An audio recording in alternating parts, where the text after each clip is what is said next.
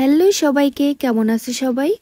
তোমরা সবাই আমার মেকআপ এত বেশি পছন্দ করো এবং আমাকে জিজ্ঞেস করো দিদি তুমি কোন ফাউন্ডেশন ইউজ করো। আজকে কিন্তু আমি আমার সিক্রেটটা বলেই দেব। আমি এই সুইস লাইনের এই ফাউন্ডেশনটা ইউজ করি। আর আমার পুরো বেস মেকআপটা কিন্তু আমি একটা ফাউন্ডেশনেই কমপ্লিট করি।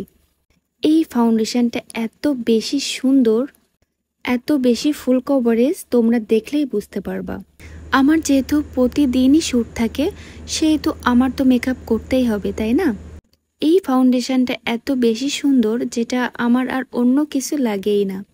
আমি তোমাদেরকে দেখাবো একটা ফাউন্ডেশনে কতটা সুন্দর এবং সফট একটা লুক আসে।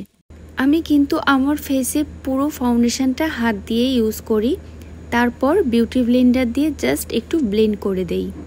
তোমরা অনেকেই ভাবো যে আমি মনে হয় অনেক জিনিস দিয়ে মেকআপ করি, কিন্তু আসলে না, আমি মাত্র কয়েকটা জিনিস দিয়ে মেকআপ করি, বাট অনেক গর্জিয়াস দেখাই, তাই না? তোমরাই দেখো কতটা ফিনিশিং আসছে। আর আমি রেডি হতে বসলেই কারেন্টটা যাবেই, এটা আমার সাথে সব সময় হয়ে থাকে। তো তোমরাই দেখো কতটা ফিনিশিং চলে আসছে। আমি কিন্তু অফ ক্যামেরায় আমার আই মেকআপটা করে নিয়েছি। আই মেকআপটা কিন্তু খুবই সিম্পল করেছি। আর এই যে এটা আমার সব থেকে পছন্দের ব্লাশ অন এবং হাইলাইটার। আমার তো এটা এত বেশি ভালো লাগে, এই দুইটা জিনিস। তোমাদের কেমন লাগে জানিও তো।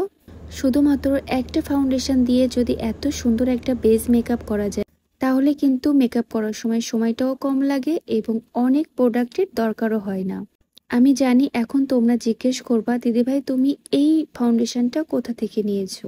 এই ফাউন্ডেশনটা আমি দীপদাদার কাছ থেকে নিয়েছি। আমি দীপদাদার পেজটা মেনশন করে দিব, তোমরা চাইলে অবশ্যই দীপদাদার কাছ থেকে নিয়ে নিতে পারো। এখন তোমরাই বলো আমার এই সুন্দর সিম্পল মেকআপটা কেমন লাগলো তোমাদের কাছে, অবশ্যই কিন্তু জানাবা। আর সামনেই তো পুজো, তোমরা কিন্তু চাইলে এই ফাউন্ডেশনটা অর্ডার করে ফেলতে পারো।